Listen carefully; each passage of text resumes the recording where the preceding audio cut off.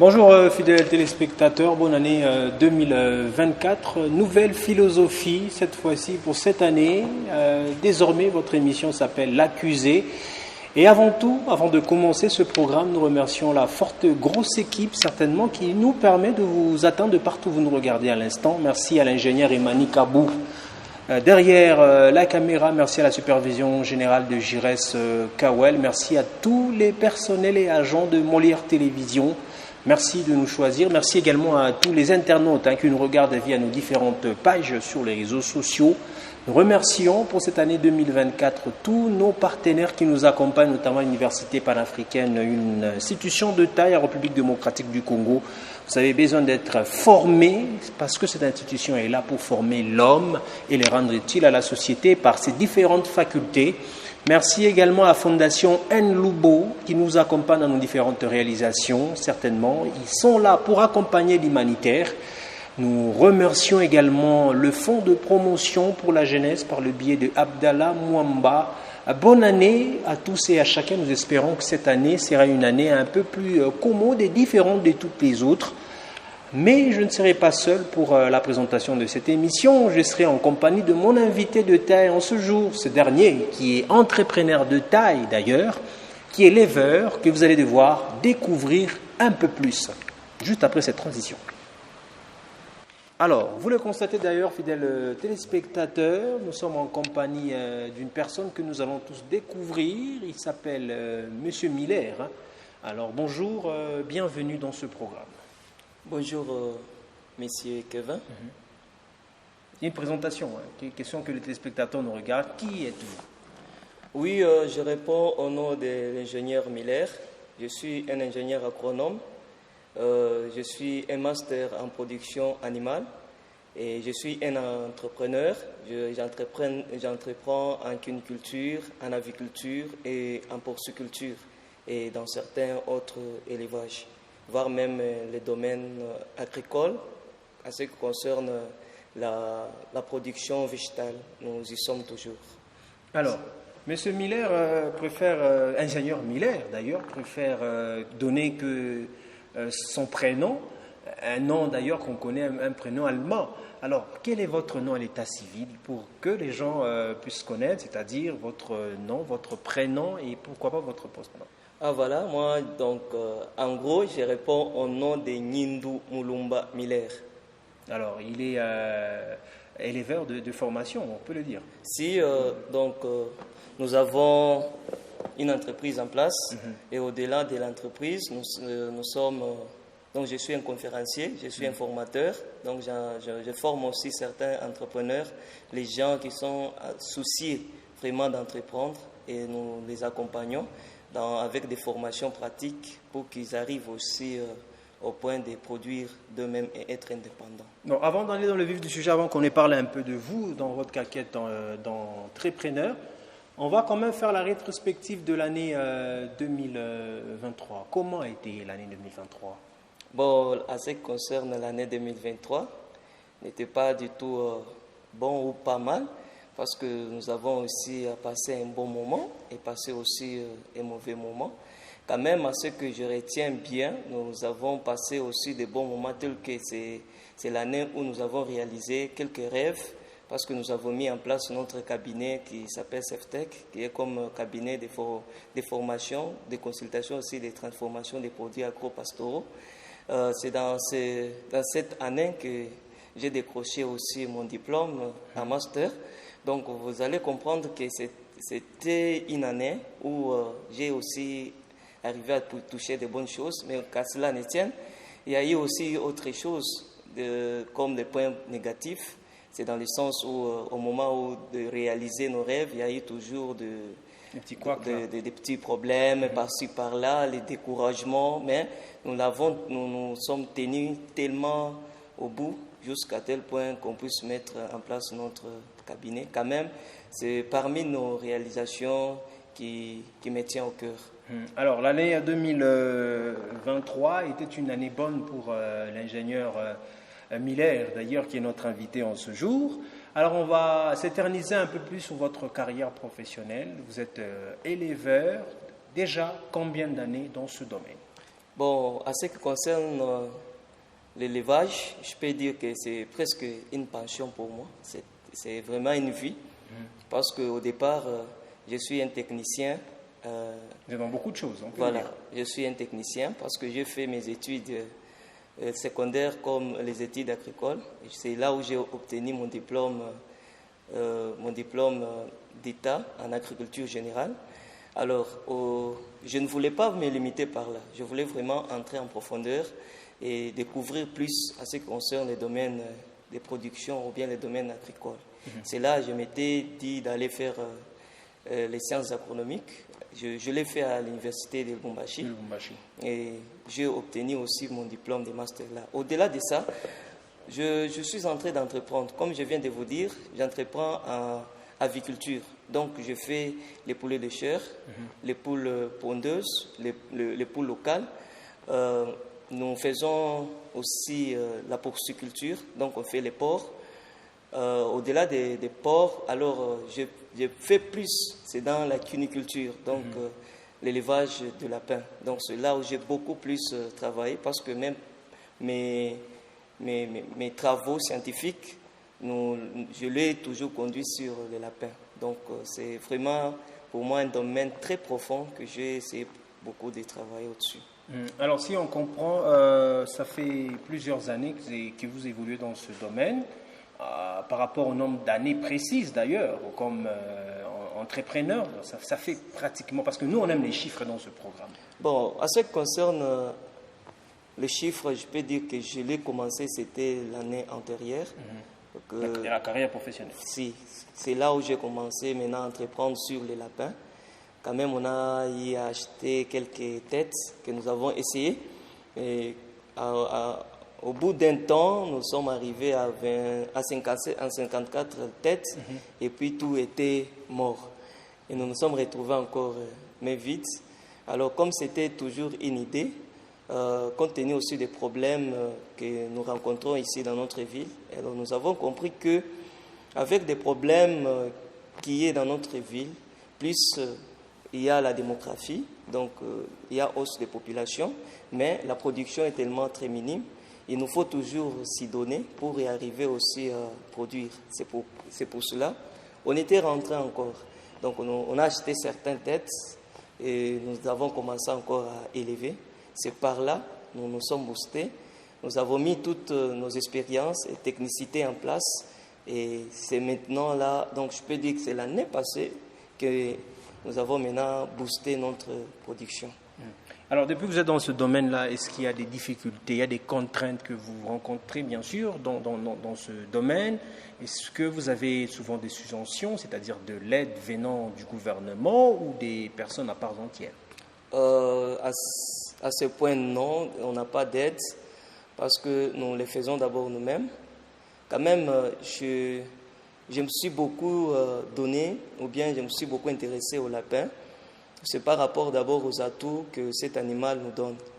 Donc, avec les lapins, ils ne demandent pas vraiment un grand espace pour l'élever. Aussi, ils ne demandent pas vraiment des grands financements. Donc, avec les petits financements que vous avez, vous êtes capable déjà de vous lancer.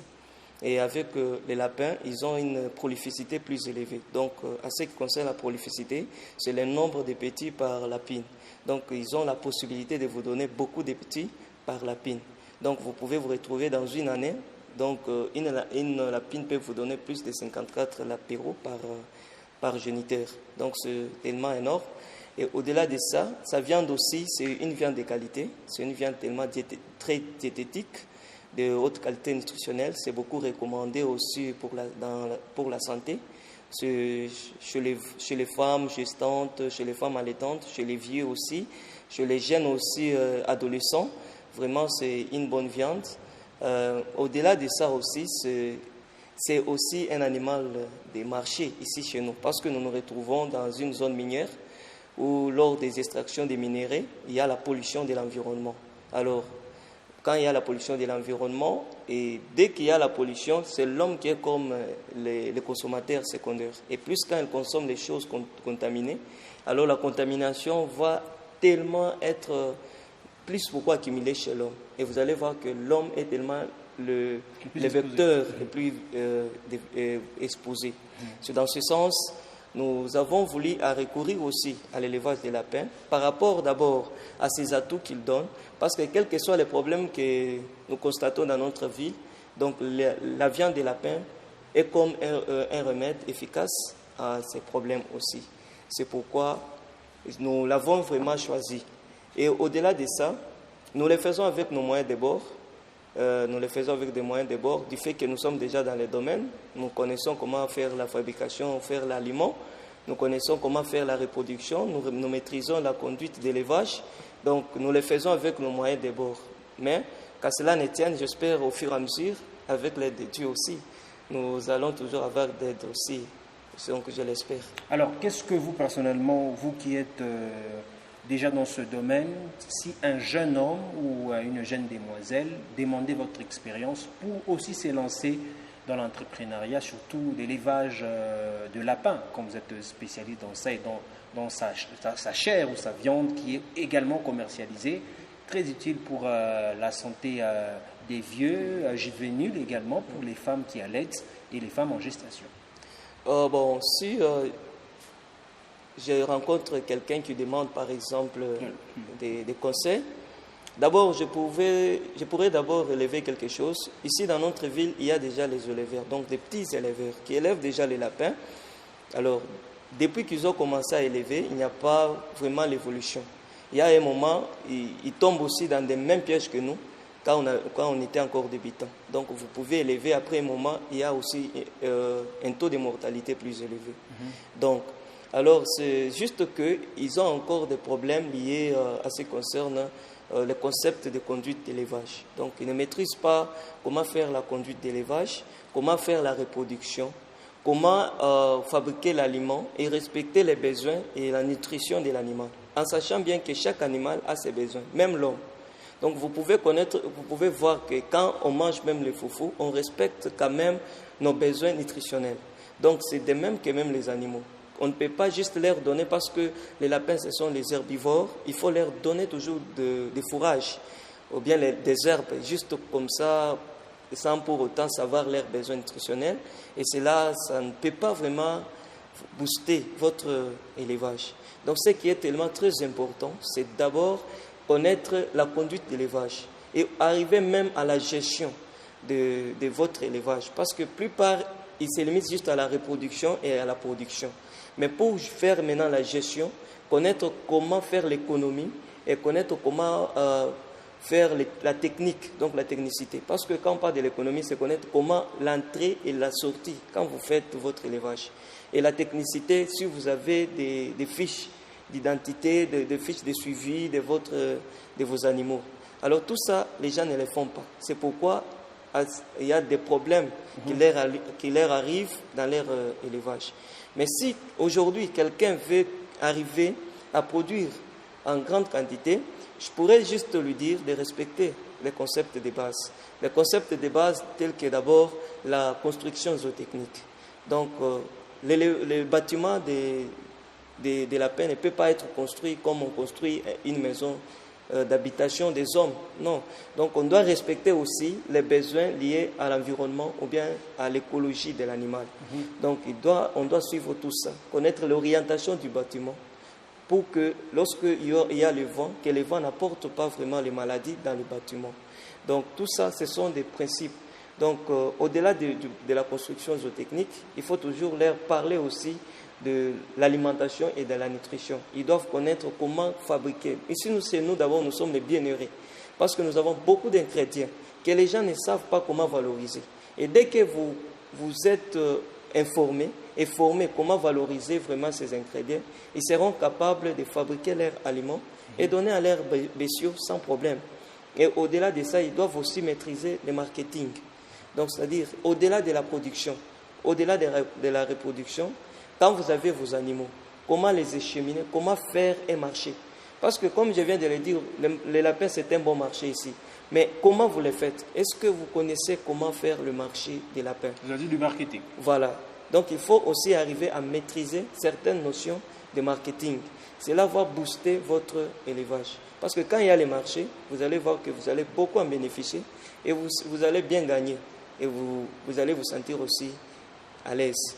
Donc c'est parmi des concepts de base qu'un éleveur doit d'abord respecter pour être avoir du succès dans ce qu'il est en train de faire. Voilà. Alors, déjà, M. Miller, nous sentons d'ailleurs que c'est un expert en la matière qui essaie de nous étaler tous ces contours, comment élever les lapins ou comment commercialiser la vente du lapin. Mais est-ce que vous avez une adresse physique, c'est-à-dire que vous avez un bureau très bien placé, reconnu par la loi, où toutes ces personnes qui ont besoin de votre expertise peuvent facilement passer et en savoir plus sur comment se développer dans le domaine de l'élevage, surtout dans la commercialisation de la viande du lapin? Oui, nous avons notre adresse ou bien notre bureau. C'est au niveau de l'église, donc dans les quartiers Gambela 3, de l'église Coin du Congo, dans l'avenue du Congo 10. Quand vous entrez dans l'avenue du Congo, 5e parcelle, à droite, donc le numéro vraiment m'échappe. C'est là où se trouve le cabinet. Oui, le portail est tellement colorié en noir. Vraiment, quand vous entrez dans cette clôture, notre bureau est tellement à gauche. Alors, ne vous en faites pas, l'ingénieur Emani est là pour ça d'ailleurs. Vous aurez à l'administration quand même l'endroit. Hein. Voilà. L'administration, vous allez voir à quoi ressemble le cabinet de l'ingénieur Miller. Ingénieur Miller, y a-t-il un numéro de téléphone? Parce qu'il y a même des gens qui sont un peu partout dans le monde, peuvent aussi profiter de votre savoir-faire via votre numéro WhatsApp ou un contact ou une adresse mail où on peut facilement vous retrouver. Oui, à ce qui concerne notre numéro de contact, c'est d'abord le numéro WhatsApp, c'est 097 489 555 6. Et sur boîte email, c'est écrit millernindu17@gmail.com. Voilà, c'est un peu les numéros. Si vous voulez vraiment nous retrouver, c'est par ces numéros. Alors, avec vous, ingénieur Miller, je sais personnellement qu'il y a beaucoup de choses à dire par rapport à votre domaine, parce que peut-être qu'il y a des questions qu'on n'a pas su étaler en longueur de cette interview. Je crois que vous pouvez quand même le faire savoir à cette masse de téléspectateurs, à cette masse d'auditeurs également, d'internautes qui nous regardent. Voilà, merci beaucoup. Je voulais juste dire que l'entrepreneuriat, c'est un domaine qui booste le pays. Parce que dans un pays où il n'y a pas l'entrepreneuriat, vous allez voir que nous serons fidèles à demander, ou bien notre pays va être toujours terre à terre. Nous n'allons pas nous développer. Mais avec l'entrepreneuriat, c'est le savoir d'abord d'entreprendre. Donc, je demanderai à mes très chers téléspectateurs qui me regardent que l'élevage d'abord c'est quelque chose qui nous rend riches, parce que en connaissant bien que nous sommes dans une ville ou bien dans un pays où il y a beaucoup, donc la population est tellement importante, mais quand il n'y a pas assez beaucoup de la viande, vous allez voir que nous n'allons pas vraiment se développer si facilement. Alors avec la viande, donc vous êtes capable, parce que toute personne est censée de manger. Dès qu'il quitte le matin, il va chercher comment manger. Et quand vous produisez par exemple 1% de la population totale, vous devenez riche. Donc ce que moi je vais juste leur demander, c'est de se donner. Comme on vient de parler des lapins, ils peuvent d'abord, parce que j'avais même oublié, avec les lapins, ça ne demande pas assez beaucoup d'animaux pour que vous puissiez commencer. Non, oui. Vous pouvez prendre même des lapines, un mâle, vous pouvez essayer. Et dès que vous essayez, parce que la gestation, ou bien pour les autres qui ne connaissent pas, donc la gestation, la grossesse là, ça fait un mois. Donc dans un mois, vous êtes 30 jours, 31 jours au maximum. Donc dans un mois, vous êtes capable d'avoir déjà beaucoup de lapéros. Parce que la moyenne ici, dans notre zone tropicale, c'est 7 par lapine, c'est la moyenne. Donc vous pouvez trouver aussi d'autres lapines qui vous donnent plus de 7. Il y a même certains qui vous donnent 15. Alors quand vous tombez sur les mêmes des géniteurs pareils, Donc, dans un mois, si vous en avez 2, donc vous avez déjà 30 apéros. Donc, je peux dire que dans 6 mois, vous êtes capable d'avoir déjà une entreprise rémunératrice d'argent. Donc, c'est quelque chose, au-delà même des lapins, donc je viens de le dire, nous le faisons aussi dans beaucoup d'animaux, ou bien dans beaucoup d'élevages. On peut parler des porcs, vous pouvez aussi le faire si vous avez besoin vraiment de conseils, si vous voulez vraiment vous lancer à ces conseils d'élevage des porcs, vous pouvez nous consulter, les volailles, les bovins, les ovins, caprins, les poissons, donc même l'élevage des grenouilles, l'élevage des escargots. Donc c'est toujours les animaux que nous donnons conseil. Au-delà de l'élevage, donc nous donnons aussi conseil à ces conseils d'agriculture. Donc le maïs, si vous voulez faire le maïs, vous voulez faire les légumes fruits, comme les combos, les tomates, les piments, les poivrons. Donc tout ça, nous sommes là toujours pour les accompagner. Au-delà de ça, nous faisons aussi l'accompagnement à ce qui concerne la fabrication des aliments, parce que nous connaissons déjà que l'éleveur peut élever, mais s'il ne sait pas comment faire l'aliment de ces animaux, ou bien comment valoriser ces animaux, donc il sera buté à des grands problèmes. C'est pourquoi nous les accompagnons dans la fabrication des aliments avec les ingrédients locaux. Donc, ils peuvent arriver aussi capables de les faire sans problème. Donc, il y a beaucoup de domaines que nous touchons par-ci, par-là. Mais quand quelqu'un vraiment a besoin vraiment de nos conseils, il pourra qu'à nous consulter et nous allons lui aider. On va revenir à la fin de cette interview. On va redonner le numéro Todincan. Mais, M. Miller, nous avons une problématique chez nous en République démocratique du Congo. Les gens préfèrent être docteurs, les gens préfèrent être magistrats, avocats, je ne sais pas avec tout ce qui va avec, journalistes, mais les gens négligent surtout l'agriculture et l'élevage. Quel conseil que vous pouvez retransmettre à tous ces parents qui nous regardent, qui empêchent à leurs enfants peut-être d'emboîter les pas, d'être entrepreneurs, éleveurs, conseillers en matière d'agriculture comme vous, également conseillers en matière d'élevage? Bon, je dirais d'abord, c'est un concept tellement important ici chez nous, parce que, comme la Bible le déclare, que mes enfants périssent par manque de connaissances. Parce que si nous regardons dans des pays géants, vous allez comprendre que les riches, ce sont les agriculteurs. Et les éleveurs. Et les éleveurs quand même. Parce que quand je parle de l'agriculture, c'est vraiment tout un domaine englobé. Mais vous allez comprendre que dans des pays en voie de développement, typiquement comme ici chez nous en RDC, vous allez comprendre que les gens regardent les agriculteurs avec un autre œil. Soit-disant, ce sont ceux qui sont avec tellement la médusance, pauvres. on regarde avec un œil de médusance. Voilà. On est des villageois et un travail qui ne sert à rien. Exactement. Alors, à ce point, c'est parce qu'au départ, l'homme oublie que s'il est en vie, c'est parce qu'il mange. On ne mange pas les minéraux. On ne mange pas les aiguilles. On ne mange pas, soi-disant, les moteurs, les véhicules et autres. On mange les choses que les agriculteurs produisent.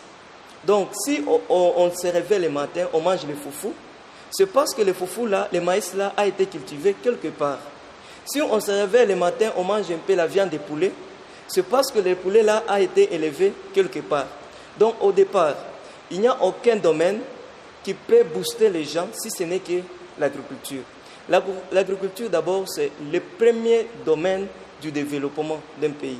Si nous arrivons d'abord à maîtriser l'agriculture, nous arrivons à maîtriser l'élevage, et vous allez comprendre que nous allons se développer sans problème. Nous n'allons pas encore tendre la main à la Zambie. Vous voyez comme ici chez nous, dans notre ville de farine de maïs, voilà. Tout le temps.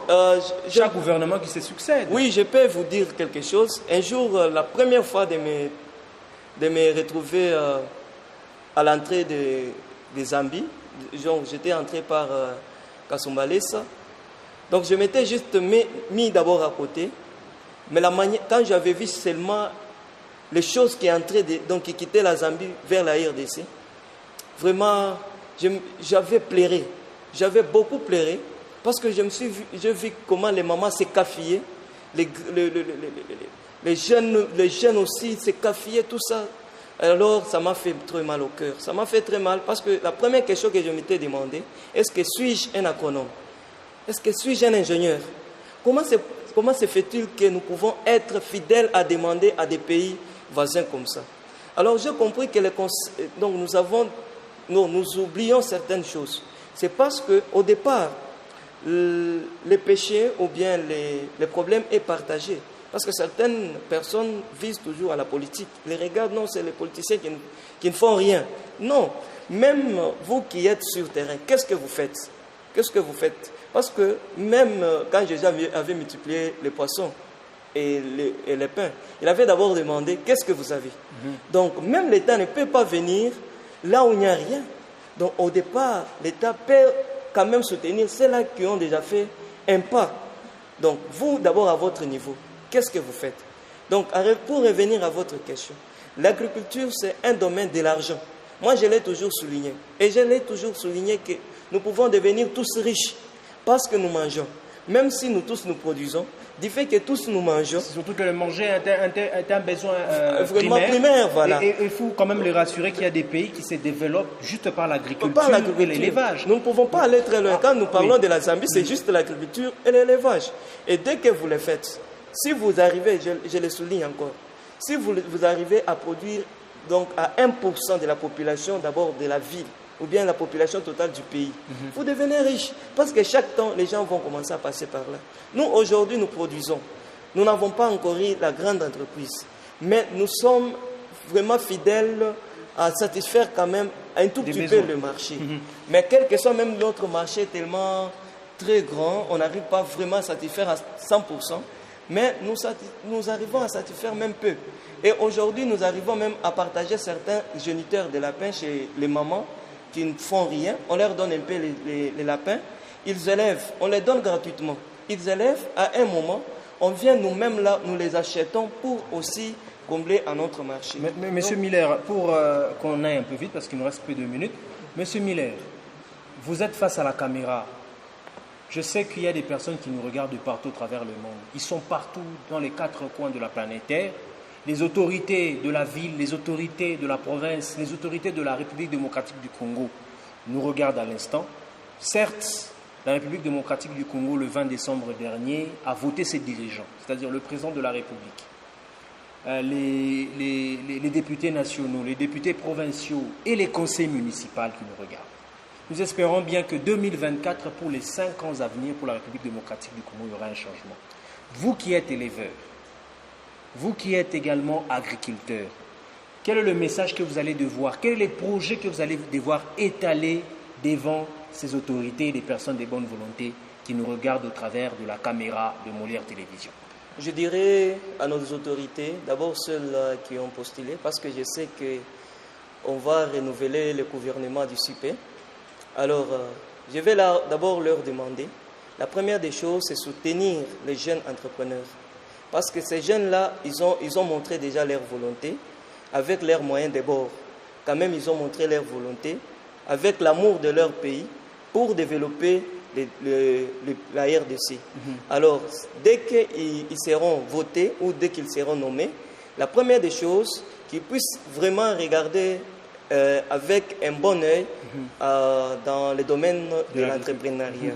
Et aussi avec surtout l'agriculture. Parce que vous allez constater qu'ici dans notre pays, l'agriculture c'est un domaine tellement négligé. C'est comme les dernières roues du tracteur. Donc, même dans notre budget, si vous regardez le budget pour l'agriculture, vous allez voir qu'il n'y a pas assez beaucoup. Donc les agronomes ne sont pas bien payés, ceux qui sont tellement sur le terrain. Mais vous allez comprendre que les gens qui sont dans des bureaux, tout ça, ils sont un peu bien payés. Nous avons une terre arable. Là, c'est une terre arable, il n'y a pas que les matières premières, mais il y a également son sol. Exactement. Au-delà des payes, donc notre gouvernement doit censer aussi à penser aux engins. Parce qu'on ne peut pas développer notre pays avec l'agriculture manuelle quand on le fait à la main. Comment vous allez développer un pays avec l'agriculture de la main? Nos aïeux, nos parents, ils le font. Quand même, quand ils le font avec la main, on n'arrive pas à faire quelque chose. Là, c'est l'agriculture domicile, nous avons besoin de l'agriculture industrielle. Exactement. Mais si nous avons des engins ici chez nous, et avec un encadrement, parce que nous avons les jeunes universitaires qui viennent des universités, qui sont tellement formés. Et quand ils sont formés, ils se retrouvent, après leurs études, ils ne font rien. Parce que l'État n'arrive pas à les récupérer et les donner même, parce que si l'État arrive même à les récupérer, leur donner même des portions pour qu'ils puissent mettre leur technicité là en place, vous allez voir que nous allons développer notre pays. Et au-delà de ça, il serait aussi mieux de mettre à la tête du ministère de l'Agriculture, de l'élevage. Voilà, quelqu'un quand même expert du domaine, parce que c'est lui qui connaît quand même comprendre le concept de l'agriculture. Parce que jusqu'à maintenant, si vous comprenez, quand même on est jeune, mais on connaît un peu quelque chose qui se passe dans notre pays. Vous allez comprendre que d'abord notre pays n'a pas un plan agricole. Mais aucun pays ne peut pas se développer sans un plan agricole. Parce que il y a eu, pour nous, c'est par histoire, il y a eu un certain plan agricole qui a été mis par Laurent Désiré Kabila. Dans les années 90. Dans les années 90. Mais comprenez, mais aujourd'hui, là, donc, quand la succession des présidents, d'autres, on vote un autre président, et puis on oublie. Les personnes passent les institutions, voilà. Tant que les institutions doivent rester. Voilà, vous comprenez qu'aucun pays ne peut pas se développer sans plan agricole. Est-ce que le ministre qu'on mette sur le... Donc, dans ces ministères-là de l'agriculture, élevage et pêche, est-ce qu'ils pensent à ça?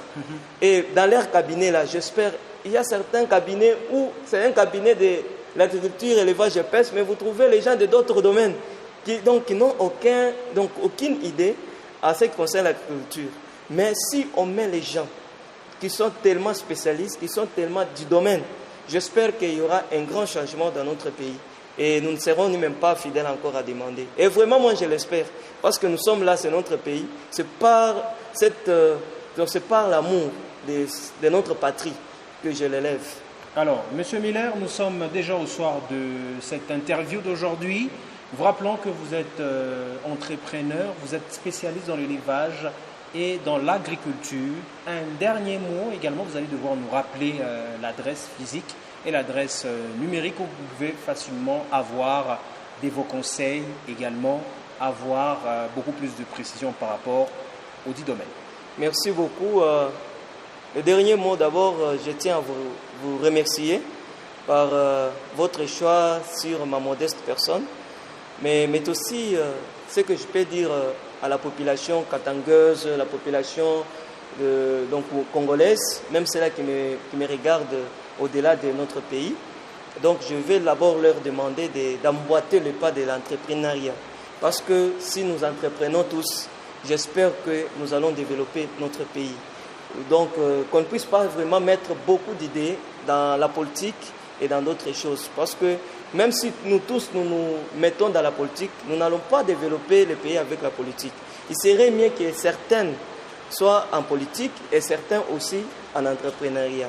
Et c'est par l'entrepreneuriat que nous allons développer notre pays. Et c'est là qui ont aussi des problèmes liés à l'élevage, liés à l'agriculture. Nous sommes là, nous sommes des spécialistes.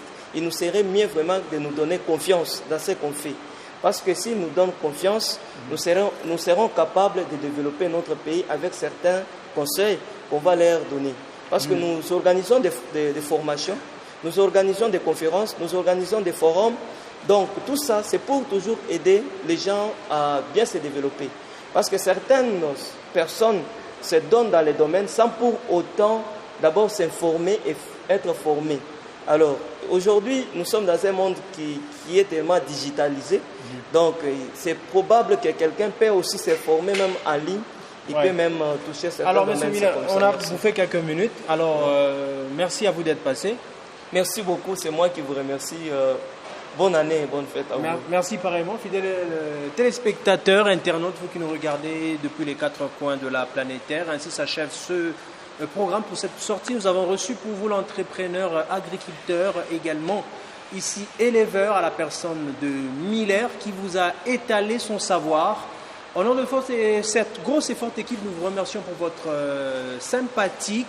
Mais avant tout, nous rappelons à tous les téléspectateurs que le magazine Bamouetou, l'édition 1, est toujours disponible, que nous avons dédié à la première dame de la République démocratique du Congo. Certes, la jeunesse d'aujourd'hui a besoin d'aide, a besoin des gens pour leur accompagner à réaliser des grands rêves, pourquoi pas ici, à exprimer une jeunesse consciente, une jeunesse différente. Et le deuxième numéro, nous allons se faire le plaisir et l'honneur de parler de la province du Lualaba, dont nous mettons sous notre couverture la gouverneure Masuka Saini, qui, dans cette revue qui sera disponible pour le mois d'avril 2024, c'est-à-dire le 28, au nom de Emani Kabou qui était derrière la caméra, au nom de Jires Kawel qui nous a supervisé. Nous vous remercions pour votre sympathique attention. À très vite.